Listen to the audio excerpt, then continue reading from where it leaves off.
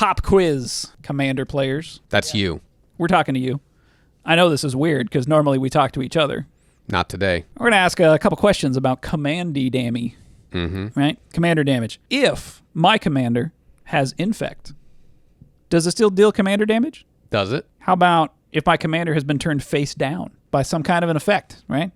Yeah. I don't know. There's a card that does that I can't remember the name of. Ixodron. Yeah.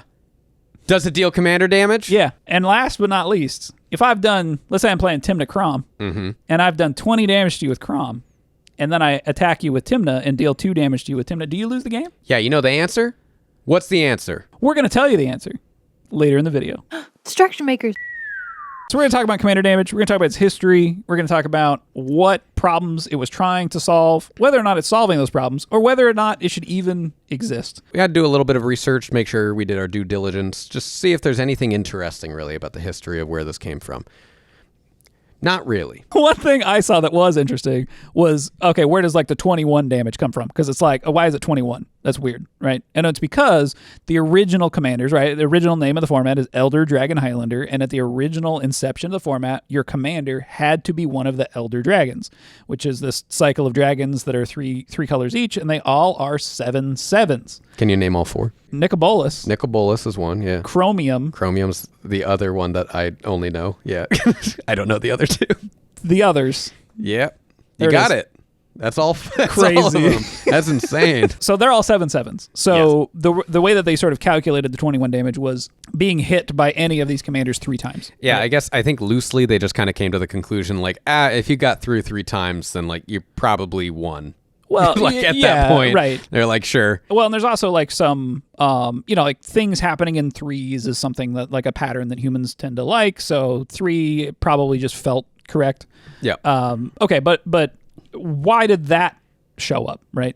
Where did that come from? Where did what come from? Just the idea of commander damage generally. Like, of course, Sure. 21 comes from the 7s, but so why 21 and not 40? Before we continue the video, you enjoy our videos here, please give us a like and a subscribe. Also, we have something super cool to tell you about. I have a new t-shirt and playmat available featuring Pot of Greed. The playmat also has this nice gold foil trim on it. Wow. Ooh, shiny. It's available on my website, voidmonster.org, so if you're interested, please feel free to check it out. It is available from June 27th to July 6th. Link is in the description. Back to the video. It sounds like at the time, right? Commander's been around for a very long time, since I think 1999 is when Legends came out, something like that. At the time, the biggest issue that format faced apparently was life gain.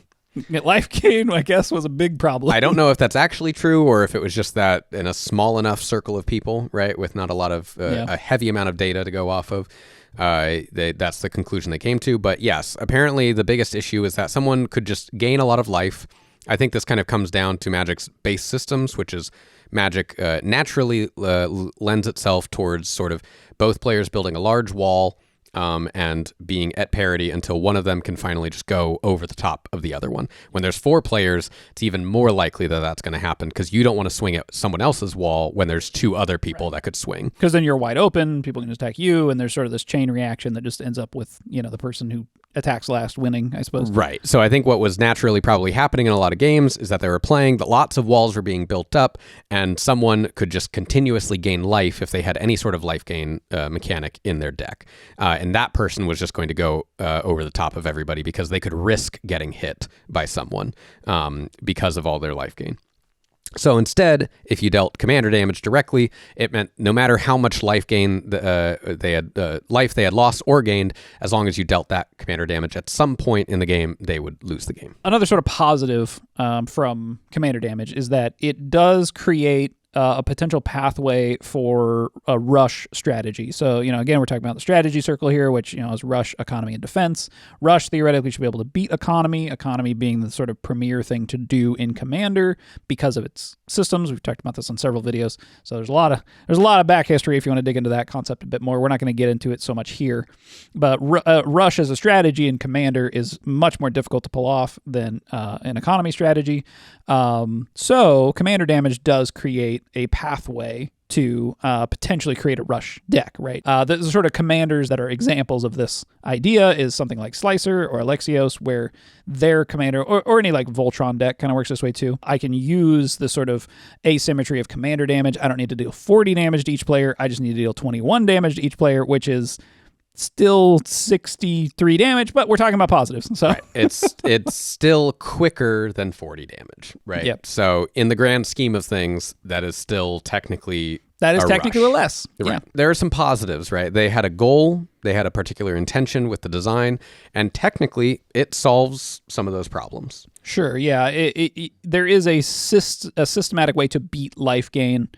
Obviously, somewhere in their testing, life gain was a big problem for some reason, even though it's by and large famously not particularly a good thing to do in Magic. But for whatever reason in their testing, life gain was a problem, and they sort of made a systems way to combat life gain in the format. What then are some of the negative outcomes of commander damage? Now that we have all of this history, right, all these years of experience and many more people that have played and many more mechanics that have ventured into other parts of Magic. You know, when we talk about games, they have kind of a complexity budget. Now, Magic has a ton of complexity, but anytime you're adding on an entire new system, right, to the systems that already exist, you're creating a cascade of complexity. Even right? Richard Garfield, I think, has acknowledged that Planeswalkers, when they were developed, was going over the complexity budget, in his opinion. Yeah, no, I would agree with that too. It's not so hard to track like a life total, but when you add in like, well, now every game you play, you're tracking an additional life total. Commander damage is also like not all that intuitive, as we talked about at the beginning of the video, and we'll get to those answers in just a minute. One of the biggest issues here, though, is the complexity worth it, right? Yeah. Did it actually achieve the goal for the complexity cost? A big part of where the complexity comes from is that it's just not directly acknowledged, right? This is literally something that is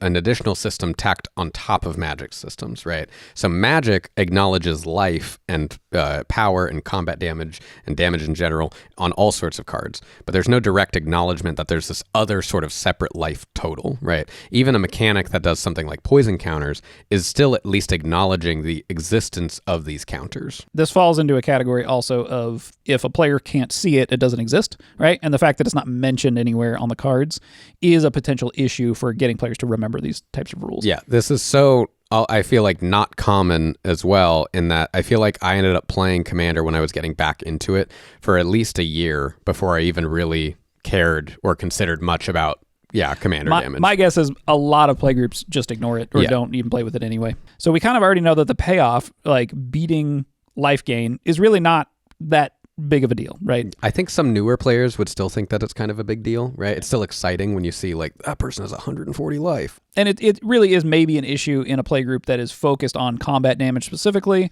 but life gain, not all that powerful. Let's go back to those initial questions at the beginning of the video and answer them. So first, if I'm playing the only commander that you can play that has Infect, Skithiryx, 4/4, flying, I attack you and it does 4 Infect damage to you.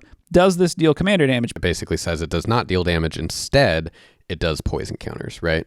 Yeah. So this might be the easiest of the bunch. Right. It does deal commander damage. Commander damage, yes. Right. So the unintuitiveness there, right, is that it's not dealing life point damage. Yeah. But it is dealing commander damage. This is, I think, the only instance in which a card will only deal commander damage, but your life total will not adjust, which is weird. Okay, so the next question was my face down creature that's a 2/2 and attacks and deals 2 damage while it's face down. Does that deal commander damage? And it does if it's your commander, yes. And this is because your commander has sort of a designation as being your commander. And this is what's kind of strange, right? It always has to be acknowledged as your commander because your commander has different specific rules or effects. So you have to know it's your commander when it's face down on the battlefield. That's a really weird one. But you don't get to know where the commander is in hand. I'm pretty sure that's the case. Sick. Yeah. So that one's really weird. All right, so finally, we're talking about partners. Okay, so I've done 20 damage to you with my Crom. I'm playing Tymna Crom. Yeah. And then I attack you with my Tymna, and I deal 2 more damage to you, which means with my commanders, I have dealt 22 commander damage. Right. Do you lose the game? No, you do not. It's weird. Super weird. Nice timing on that. Yeah. Yeah. Yeah. It's like we're partners. Whoa. Like we work together on that. We should make cards that's Forrest and Gavin as partner commanders. God. And just have them be just be the most so good. busted mechanics. Or we just make like proxies of like Timna Crom or something. I guess. Who's Timna? Who's Crom? Your commander's damage of each commander is actually tracked separately for some reason. So you would have to deal 21 damage with one of your two commanders.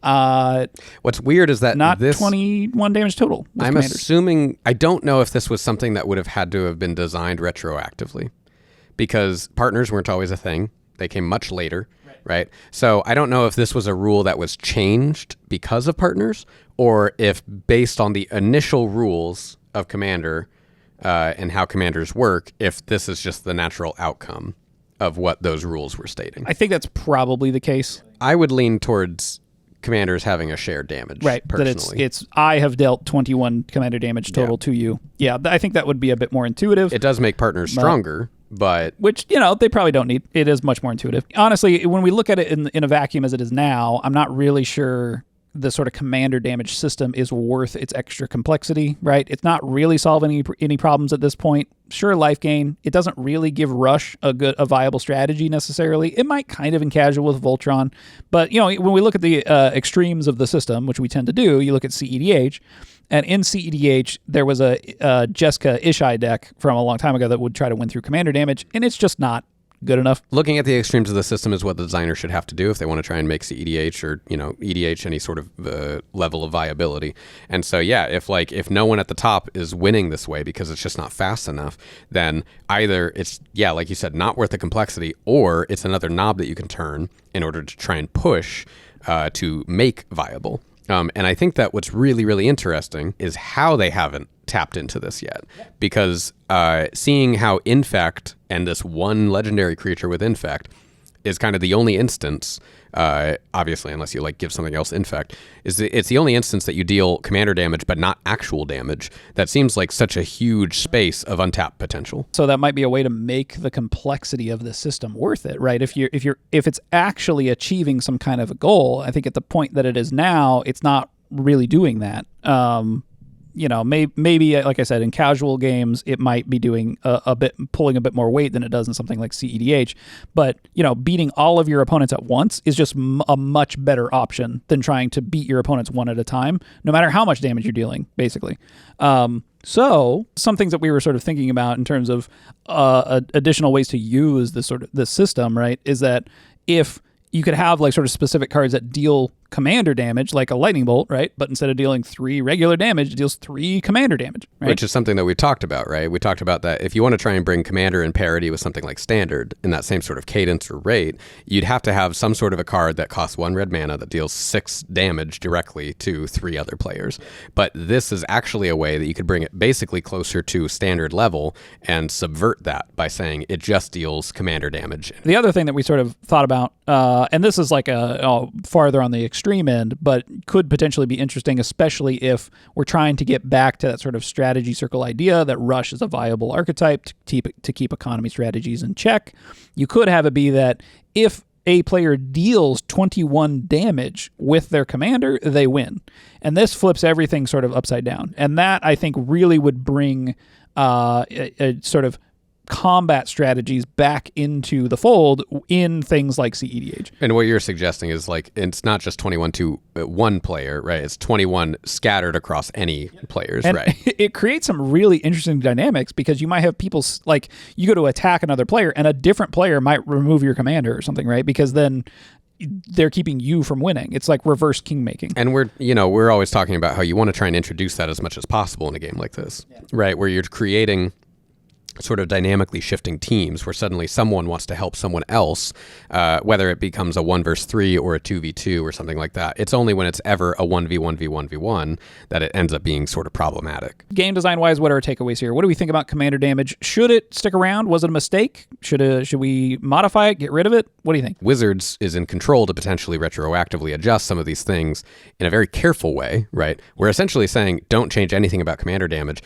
but start to tweak that knob mechanically, which is a Band-Aid fix, but is something that could potentially make certain play styles and play patterns more viable, which is always great. I think my initial instinct with commander damage is that it's something that we would refer to as like a Band-Aid solution, where you have a system that you've designed and there's a particular problem that emerges, so you sort of make a new system to tackle that problem instead of modifying the original system.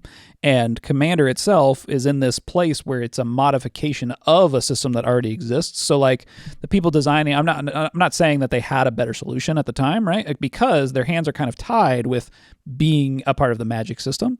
But I do think that way back in the day, they probably could have identified that, like, oh, okay, well, life gain is sort of this problem. We're hitting this issue of like, well, what do you do in these circumstances? And the question could have been, well, is there a different way to interact with the system? Like we're saying, like, well, if I just deal 21 damage, then I win the game, right? That kind of a thing.